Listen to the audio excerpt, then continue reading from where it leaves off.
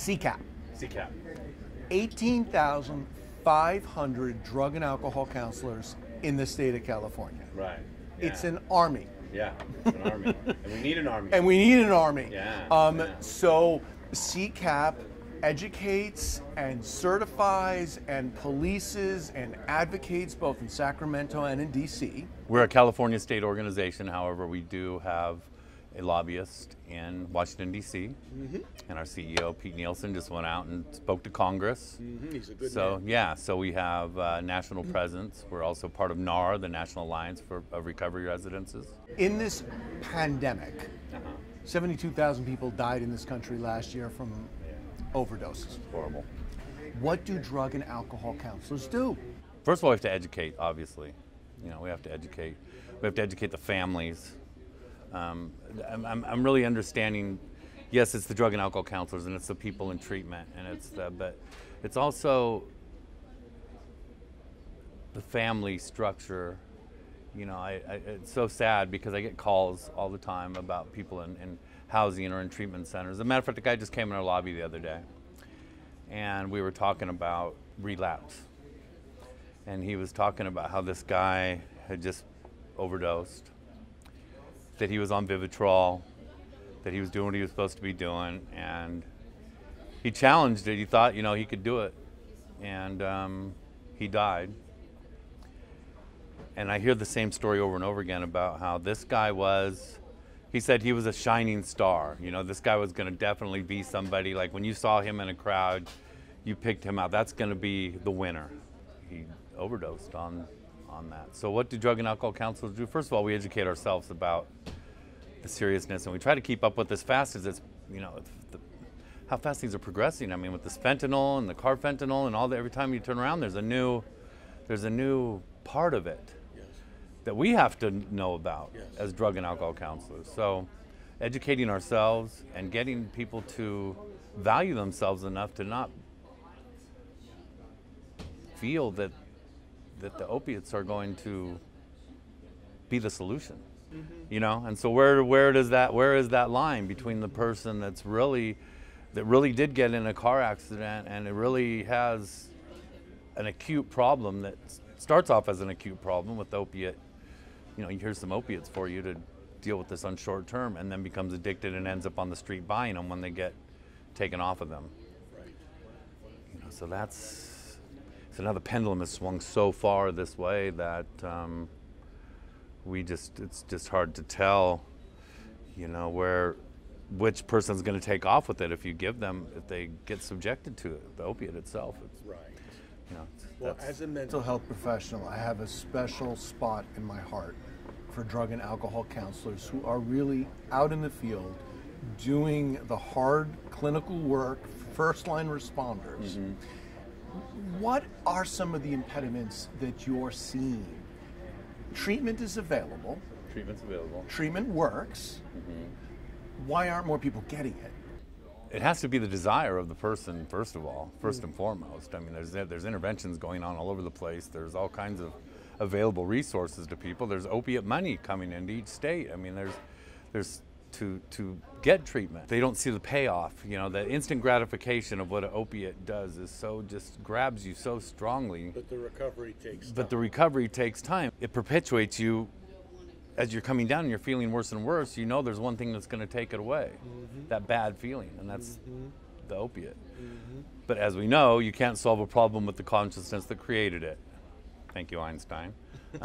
So using opiates is not going to cure my opiate addiction. Right. Hanging out at the bar is not going to cure my drinking problem. Right. But the euphoria from using and the euphoria you get to get away from the withdrawal, I think, is such a strong draw. That's what a lot of the people tell me. It's just like, I just can't go through the physical pain that goes along with opiate withdrawal. Right.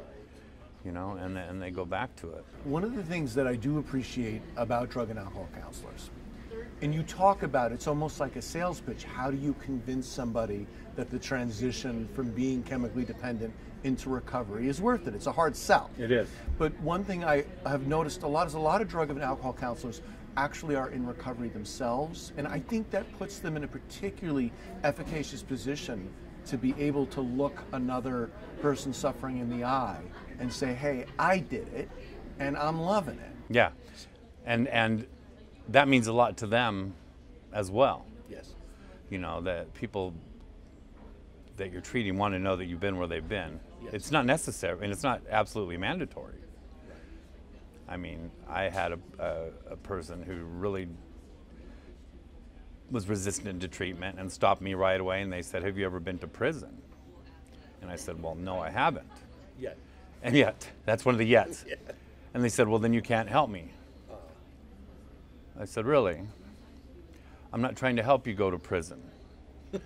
I'm trying to help you get sober. And I am in recovery. Good answer. So what does me being in prison or not being in prison have to do with me helping you get recovery?" Right. Which is what I do have. And so a lot of people, that is important to them. But that's why I say not mandatory, but with opiate addicts and well, really any alcoholic or addict, anybody in addiction, they want to know, you know, So how do you know what I'm going through right now? I see the three folds of challenges that you're up against in doing the clinical work. First of all, there's the actual treatment piece of educating, advocating, helping somebody go through that process, acquire the skill set and the tools. Right. But then you also, before you can even do that, or maybe simultaneously where you do that, you have to also break through the stigmatization and the resistance all at the same time. And I think that is the skill set that a drug and alcohol counselor learns. People in treatment love to try and make it not about them. So they're going to say, "Well, what did you do? What about you?" Well, we don't want to make it too much about me. You know, this is about you getting well. Yes, I'm willing to, you know, do some disclosure, self-disclosure, but only if it's going to be productive for them. It's really not. They're not interviewing me, you know, but they do want that confirmation. But yeah, it is. It's a threefold type of deal, and then you get back to what environment are you going back to? What family are you? You know, what's your work situation? What do you do? You know, how are you gonna building up a support system? Who are you gonna call when these urges and these cravings and these things come along? What are you gonna do? What's gonna be your plan of action? You know, because the best thing that's why they do fire drills at school, is not when the place is on fire. You do it when it's not on fire. So let's find out what you're going to do in a crisis situation when you're not in crisis. And that's part of the work that I really appreciate about drug and alcohol counselors is, as a therapist, you tend to get too heady on consciousness, family of origin stuff. Right. And sometimes we miss the nitty-gritty that you just articulated. What's the plan? Yeah. What's the actual strategy? Yeah. And I do appreciate that that is the role that a drug and alcohol counselor is particularly adept and educated for, is focusing in on, is it the 12 competencies? Yeah. And the actual action plan. What's the structure and the foundation of day-to-day living that's going to keep you safe? Yeah, the core functions. It's the well, because that's the first thing that usually somebody that's deep in their addiction has to start getting back, is just day-to-day task completion, just getting your laundry done, just making your bed, just getting up with hope. I mean, I think that's really what we do, is we try to instill hope. You know, that's one of the things, is that we try to instill hope and say, you know, you are of value. This life is worth living, and why do you just want to be numb? What is it? And clinicians, not drug and alcohol counselors, there might be something out of our scope of practice that is a deeper issue that might need some kind of different type of therapy. But you know, but we're going to work on the addiction part of it, and you know, and that's what we can do, and you know, and then maybe there is something traumatic that you're using as your rationalization to get loaded. You know, you just said something that really resonated with me, that I think in a nutshell zeroes in on what it is that you guys do. There's all the interventions, there's the theoretical orientations, there's the treatment plans, there's all of that, evidence-based treatment, and of course that is all efficacious to healing. Yes. But none of that works without the magic ingredient you just articulated, which is hope.